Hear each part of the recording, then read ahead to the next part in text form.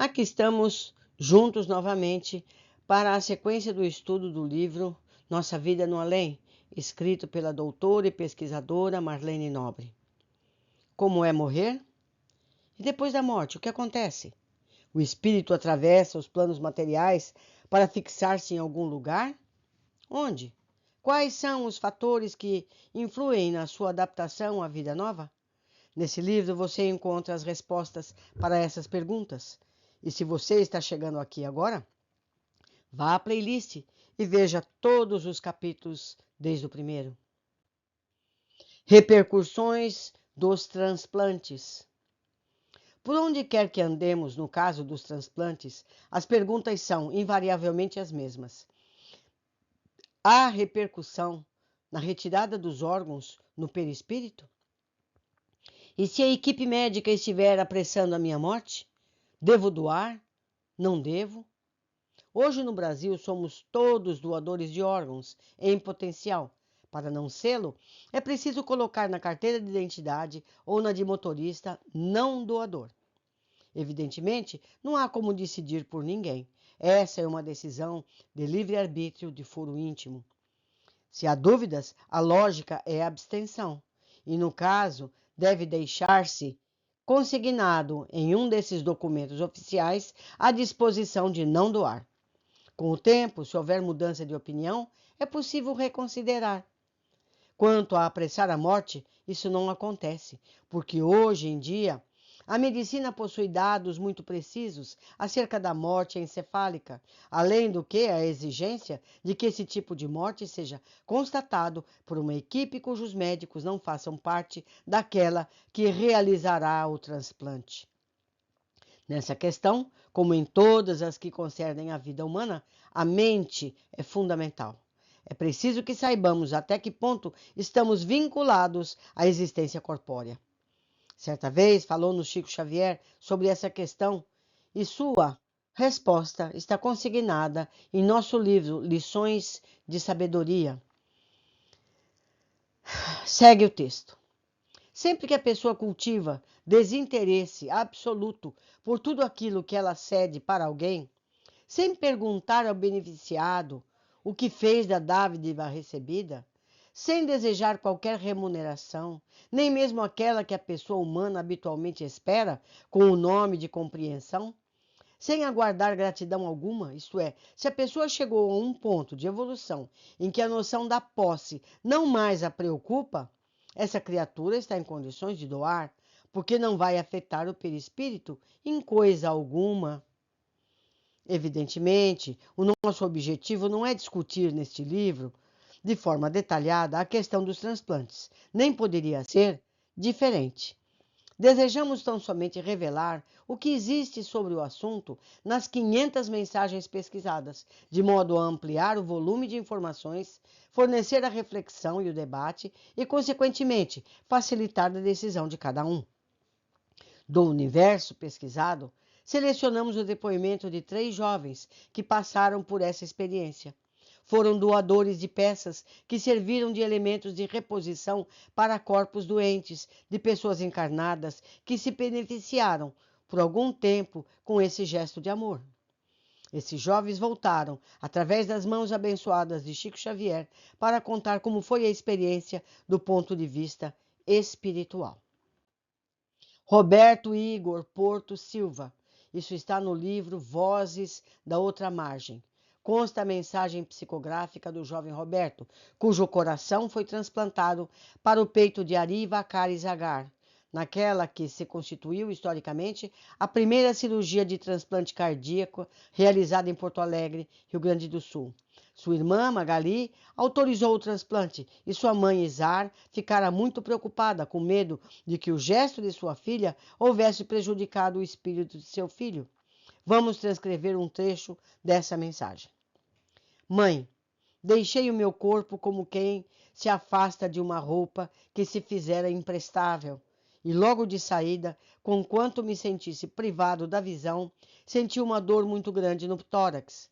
Os amigos de meu pai me solicitaram esquecesse o vigor daquela agulhada, que me transformava todo o ser. No entanto, eles se apressaram em me auxiliar com um magnetismo curativo e a dor desapareceu. Soube mais tarde que, naquele momento, eu tivera o coração do corpo físico arrancado para servir ao transplante que favoreceria um homem que se avizinhava da morte. Meu pai informou que a medida fora autorizada por minha irmã e deu-me a conhecer a utilidade da providência, de vez que eu não mais recuperaria meu corpo quebrado até a medula. Explicou-me que era justo o trabalho que se fez, entregando-se meu coração, que ainda pulsava, ao irmão doente, que com isso poderia continuar vivendo, e esclareceu-me com tanta lógica que acabei aderindo, reconhecendo que a Magali, vendo-me quase morto do ponto de vista físico, permitira que meu coração servisse para alguém que necessitava dele. Logo que me confessei agradecido e satisfeito com a medida, notei que o coração do meu corpo espiritual pulsava forte e robusto. Conto-lhe a minha experiência para não se impressione com o que aconteceu, porquanto da queda que fora vítima, não mais levantaria. Estou, mãezinha Izar, satisfeito por ter tido oportunidade de doar o coração, que me abeirava a imobilidade a uma outra pessoa, e com isso se beneficiaria. Segundo pode o seu generoso coração concluir, seu filho está feliz por ter encontrado o ensejo de cooperar em auxílio de alguém na hora da libertação que se achava prestes a consumar. Agradeça, mamãe, a Magali, por não haver vacilado no momento em que eu seria obrigado a largar o próprio coração ao endereçamento inútil, a praticar involuntariamente um ato que me fez mais confortável na vida maior, quando eu não mais teria oportunidade de revê-la junto de mim.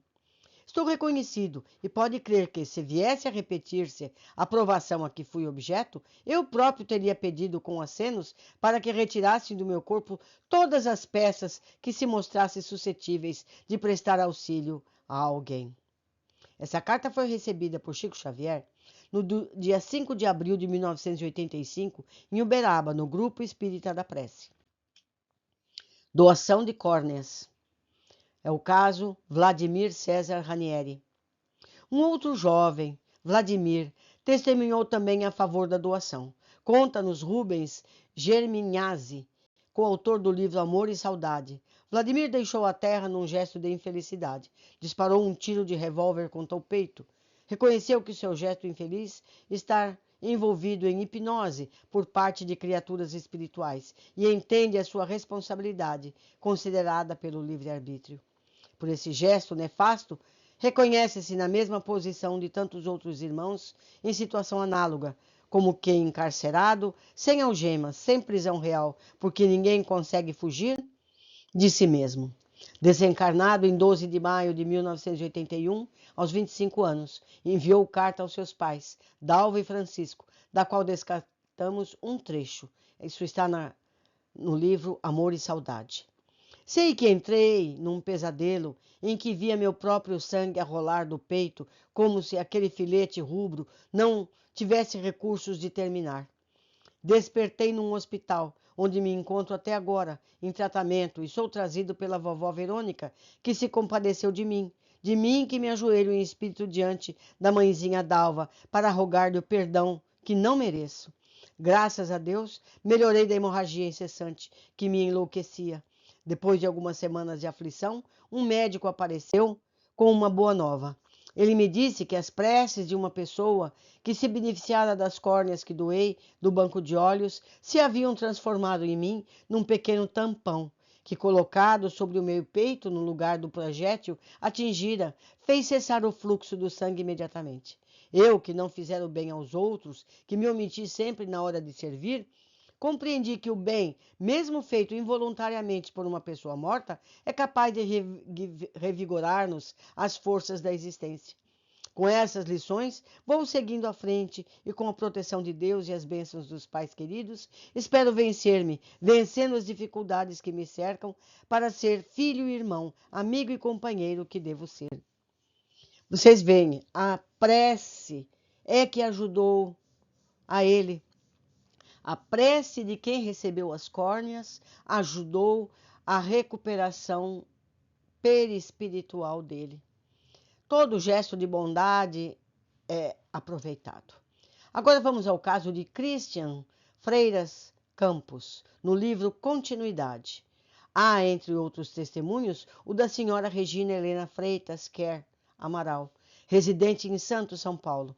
Seu filho Christian, falecido aos 15 anos, quando sua moto foi atingida em cheio por um caminhão em alta velocidade, enviou-lhe mensagens através de Chico Xavier, frequentadora assídua da Igreja Batista. Com certa relutância, Dona Regina demandou Uberaba. Ela mesma conta como foi seu encontro com o médium. Isso está no livro, como já foi dito, Continuidade. Prevenida da maneira que eu estava contra a doutrina espírita, confesso que, se tivesse conversado e comentado alguma coisa sobre o acidente, eu não acreditaria. Mas deu-se tudo ao contrário. As únicas palavras minhas foram dar o nome e do meu filho a Chico Xavier, e nada mais. Nesse momento, Chico perguntou-me quem era vovó Maximínia. Queria falar comigo. Dizia que o menino estava bem e feliz. Pedia para não me desesperar. Sorriu e disse-me ainda: o menino está aqui. É muita luz. Ele está feliz por ter uma mãezinha que o auxiliou a ajudar duas pessoas que agora estão enxergando. Por sua vontade, doei as córneas. Ao ouvir aquilo, chorei muito e agradeci a Deus por ter me aliviado a alma. À noite, voltei ao culto do Evangelho no grupo Espírita da Prece, achando já ter recebido minha dávida, quando o Chico me chamou e leu a mensagem que meu filho havia enviado. Olha só que beleza. Termina ali a carta. Que coisa, hein? Ela não contou nada. E a mensagem disse tudo, do transplante, de tudo. Para quem não acredita, isso aí esclarece tudo. Vamos agora a um tema muito perguntado, a cremação. Desde que se aguarde o tempo justo, ao que tudo indica, a cremação não tem repercussão negativa sobre o perispírito, no caso das chamadas mortes naturais ou acidentais. Suicídio é diferente. Já tivemos oportunidade de dizer que o período aconselhado pelos espíritos superiores, particularmente Emmanuel, é de 72 horas para que se efetue a cremação, tendo em vista que é o tempo necessário para o desligamento do cordão prateado. Veja em O Consolador e Caminhos de Volta. Sabemos que nos fornos crematórios dos cemitérios especializados o tempo de espera é maior do que esse período recomendado, em geral 96 horas. Não há, portanto, com o que se preocupar no que concerne ao desligamento do espírito. Nos casos de suicídio, o sofrimento estará presente, seja qual for a destinação do cadáver, que é a decomposição ou a cremação, dada a ligação estreita que persiste entre os corpos de expressão espiritual. Então, as pessoas que tiram a própria vida, elas têm mais dificuldade em separar o corpo espiritual do corpo, porque o trauma é muito grande e, na maioria esmagadora dos casos, a pessoa se arrepende do ato e, com isso, se prende ao corpo. Então, é complicado, é melhor a gente esperar que a vida se termine na data certa. Diz o irmão X, é mais cauteloso na análise da cremação. Isso está em Taças de Luz. Mensagem de 26 de julho de 52. Ele acha, o irmão X, que seria justo conferir algumas semanas de preparação e refazimento ao espírito recém-liberto, tendo em vista os costumes a que está afeiçoado. E explica os motivos. Para o comum dos mortais, afeitos aos comes e bebes de cada dia, para os senhores da posse física, para os campeões do conforto material, para os exemplares exemplares felizes do prazer humano, na mocidade e na madureza, a cadaverização não é serviço de algumas horas. Demanda tempo, esforço, auxílio e boa vontade. Ficam aí expostas as explicações de dois benfeitores espirituais, que cada um medite sobre o assunto e tire suas próprias conclusões. Negócios pendentes. Caso Avelino Ginjo.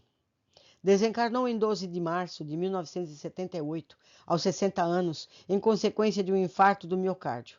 Foi profissional da imprensa com 40 anos de atividades. A partir de 1959, Chefiou o departamento fotográfico do Serviço de Imprensa do Governo do Estado.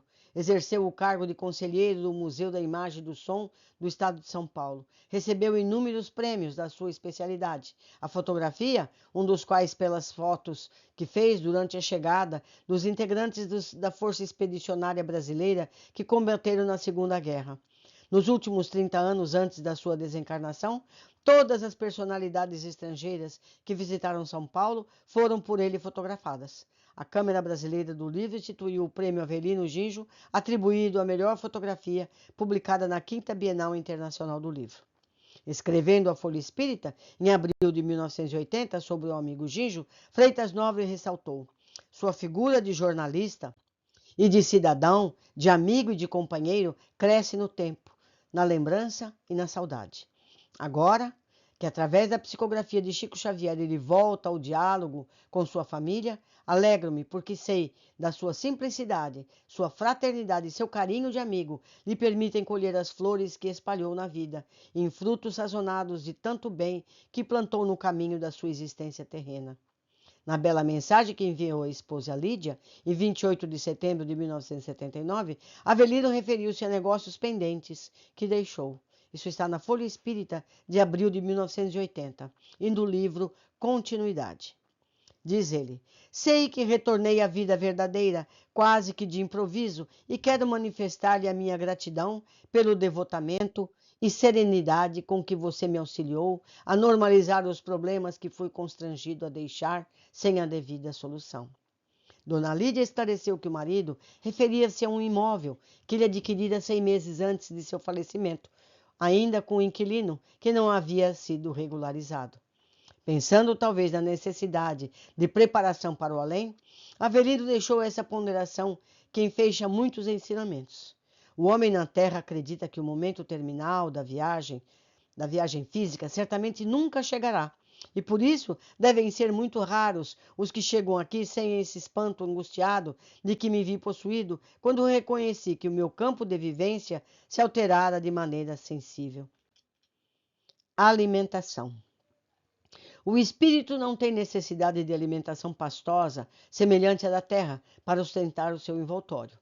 O reservatório da natureza oferece os elementos apropriados à nutrição do corpo espiritual. Para captá-los, esse se utiliza da difusão cutânea, valendo-se para tanto da sua extrema porosidade e contando os produtos auridos com os raios vitalizantes e reconstituintes do amor. Essa alimentação psíquica, por intermédio das projeções magnéticas, trocados entre aqueles que se amam, é muito mais importante que o nutricionista do mundo possa imaginar, de vez que por ela se origina a ideal euforia orgânica e mental da personalidade. Daí porque toda criatura tem necessidade de amar, de receber amor, para que se lhe mantenha um equilíbrio geral. Isso está no livro Evolução em Dois Mundos, em seu capítulo 1 e 2, ou melhor, em seu capítulo 1 da segunda parte. Esse tipo de alimentação é mais comum entre os espíritos de certo grau evolutivo ou que já possuem algum desprendimento da matéria. Isso não quer dizer que não haja sucos ou outro tipo de alimentação um pouco mais substanciosa em determinadas áreas das cidades espirituais, especialmente nas instituições hospitalares. O corpo espiritual tem exudação de resíduos pela epiderme ou pelos emuctórios normais, o que não há exceção, os excessos e inconveniências dos sólidos e líquidos excretados pelo corpo humano. Quando o espírito não consegue abandonar a alimentação terrestre para usufruir dela, necessita associar-se aos encarnados. Essa é uma base de simbiose, uma das mais antigas associações entre as duas humanidades. Tivemos oportunidade de me aprofundar um pouco mais sobre esse assunto no livro A Obsessão e Suas Máscaras, que eu pretendo ler aqui para todos nós. Mas esclarecendo um pouco, meus amigos, nos vários livros que André Luiz escreveu, ali ele detalha bem essa situação.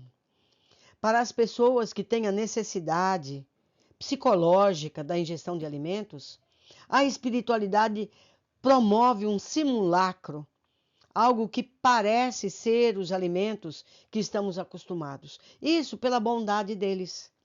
Mas com o tempo, com a elevação, com o entendimento, as pessoas vão abandonando esses hábitos porque percebem que não é necessário, que a alimentação é natural pela simples atmosfera, né? E é muito bom não precisar ter o trabalho de estar comendo, não é verdade? Vamos continuando. Sexo no além. O sexo é a energia estuante presente em todos os seres. O instinto sexual, exprimido amor em expansão incessante, nasce das profundezas da vida, orientando os processos da evolução. Isso está no livro Vida e Sexo, no seu capítulo 24, e também em Lições de Sabedoria, no capítulo 6. Também está em Missionários da Luz, no capítulo 13, e A Vida Continua, no capítulo 14. Então, meus amigos, material para pesquisar não falta.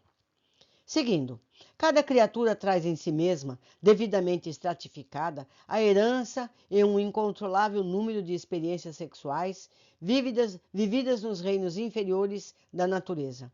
Tudo quanto o ser armazenou em experiências sucessivas, existência a existência, por séculos e séculos, ora como vegetal, ora como animal inferior, constitui seu patrimônio quando atinge a razão, recebendo assim, na fase hominal, um mundo de impulsos genésicos que lhe compete educar e reajustar diante das leis divinas que regem a vida. Inicialmente, o ser humano lança-se às aventuras poligâmicas, mas pouco a pouco reconhece que o seu clima ideal de vivência é a monogamia, tendo em vista sua necessidade de segurança e equilíbrio em matéria de amor. Embora os estímulos sexuais perdurem em seu íntimo, muitos deles desajustados, reclamando educação e sublimação. Assim, toda criatura na Terra transporta em si mesma determinada taxa de carga erótica, de que, em verdade, não se libertará unicamente ao preço de palavras e votos brilhantes, mas à custa de experiência e trabalho, de vez que instintos e padrões são energias de estados inerentes à alma de cada um, que a lei da criação não destrói, e sim auxiliam cada pessoa a transformar e elevar no rumo da perfeição. Repetindo, esse texto está em Vida e Sexo, capítulo 24, Lições de Sabedoria, capítulo 6, Missionários da Luz, capítulo 13, A Vida Continua, capítulo 14, e por aí vai. Então, todos podem recorrer a esses livros e ler onde se insere esse texto. Continuando. Os anjos, ou espíritos puros, atingiram o amor divino, de modo que neles já há a sublimação da carga erótica ou do magnetismo sexual, e a forma pela qual trocam energias entre si ainda é totalmente desconhecida por todos nós, pobres mortais, em via de evolução. Mas a meta do ser humano, sem dúvida, é alcançá-los. A heterogeneidade evolutiva do planeta Terra é muito grande. Na sua psicosfera medram espíritos de toda a natureza, sendo que 2/3 do total deles apresentam graus predominantes de inferioridade. Desse modo, os problemas sexuais inferiores pululam por toda parte, e não há ninguém que possa considerar-se totalmente isento de comprometimentos nessa área. Praticamente, toda a comunidade humana, encarnada e desencarnada, precisa evoluir na expansão do amor e do sexo. Cada criatura nasce com determinada carga de impulsos eróticos que lhe compete orientar para o bem.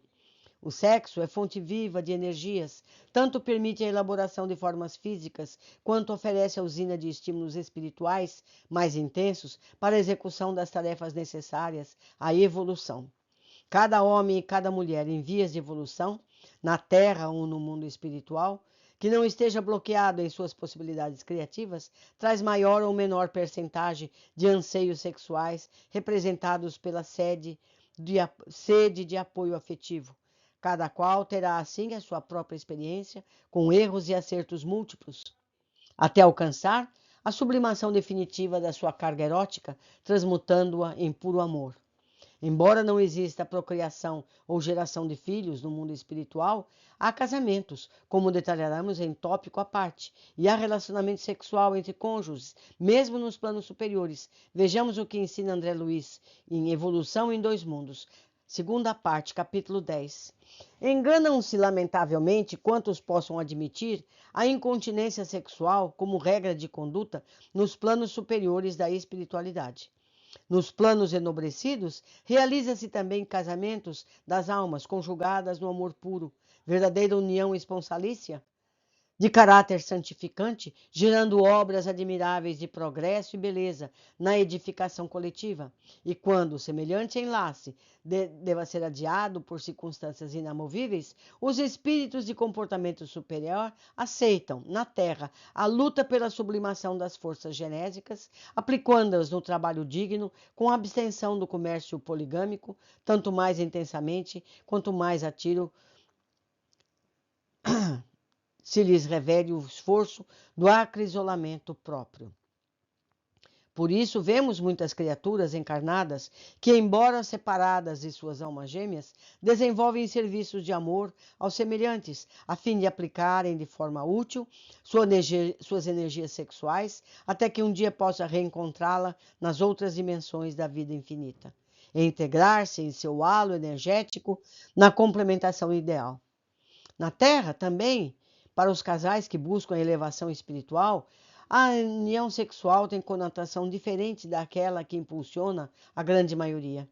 O relacionamento sexual, nesses casos, é realizado em regime monogâmico, cujo traço mareante é a fidelidade entre os cônjuges, produzindo permuta sublime das energias perispirituais.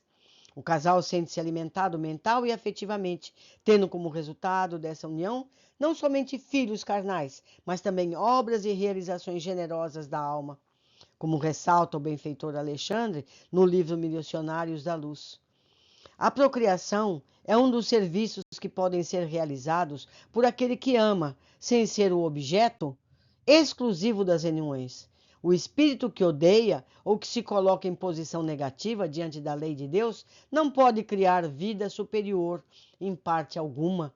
Gente, olha só que informação. Eu vou ler outra vez. O espírito que odeia ou que se coloca em posição negativa diante da lei de Deus não pode criar vida superior em parte alguma. Meu Deus, que coisa! Do mesmo modo que o benfeitor Emmanuel, Alexandre desloca a concepção ao sexo dos órgãos do corpo físico para aquilo que denomina qualidade positiva ou passiva, emissora ou receptora da alma. Por isso mesmo, o sexo para ele é sobretudo mental, e o que existe é uma união de qualidades. Isso está no livro Missionários da Luz. Essa união de qualidades entre os astros chama-se magnetismo planetário de atração. Entre as almas, denomina-se amor. Entre os elementos químicos, é conhecida como afinidade. Não seria possível, portanto, reduzir semelhante fundamento da vida universal, circunscrevendo-o a meras atividades de certos órgãos do aparelho físico. A paternidade ou maternidade são tarefas sublimes, não representam, porém, os únicos serviços divinos no setor da criação infinita. O apóstolo que produz no domínio da virtude, da ciência ou da arte vale-se dos mesmos princípios de troca, apenas com a diferença de planos, porque para ele a permuta de qualidade se verifica em esferas superiores. Infelizmente, porém, a vivência desse conceito sublimado de sexo ainda é uma utopia na Terra. A imensa maioria dos encarnados menospreza as faculdades criativas do sexo, desviando-as para o vórtice dos prazeres inferiores. Em suas observações, o benfeitor Alexandre resumiu muito bem esse menosprezo. Missionários da Luz, podem ver esse texto e muito mais. Todo ato criador está cheio de sagradas comoções da divindade, e são essas comoções sublimes da participação da alma nos poderes criadores da natureza que os homens conduzem imprevidentemente para a zona do abuso e da viciação. Digo eu, homens e mulheres. Quando ele fala homens, é a humanidade. Tentam arrastar a luz para as trevas e convertem os atos sexuais, profundamente veneráveis em todas as suas características, numa paixão viciosa, tão deplorável como a embriaguez ou a mania do ópio. Esse desregramento, infelizmente, é uma constante nos planos inferiores da vida, quer se trate da crosta terrestre ou nas zonas sombrias do mundo espiritual, e mesmo no interrelacionamento entre encarnados e desencarnados. Desde as tradições mais antigas, sabe-se da existência de íncubos e súcubos, demônios em forma masculina e feminina, respectivamente, que mantinham relações sexuais com as criaturas terrestres nos momentos de sono.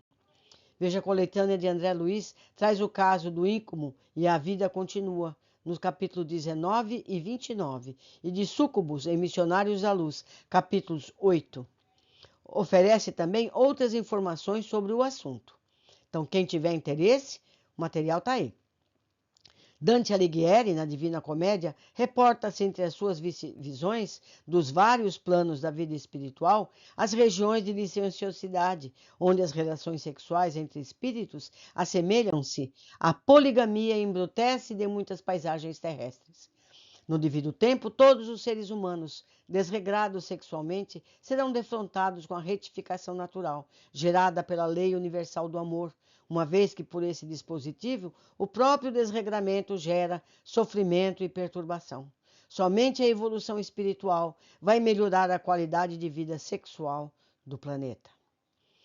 Mais um capítulo concluído, meus amigos. Deixo aqui meu e-mail para que possam fazer contato e eu possa proporcionar algum esclarecimento ou algum material de leitura. Eu tenho muitos livros em PDF e posso auxiliar a todos. Vocês podem parar o vídeo se quiserem anotar as referências citadas acima. Temos aqui algumas referências, 11ª, 12ª. Eu faço essa pequena leitura para que vocês tenham tempo de parar o vídeo e copiarem o que aqui está escrito, essas referências para que possam consultar oportunamente. Eu agradeço muito a companhia de todos e eu os espero no nosso próximo capítulo.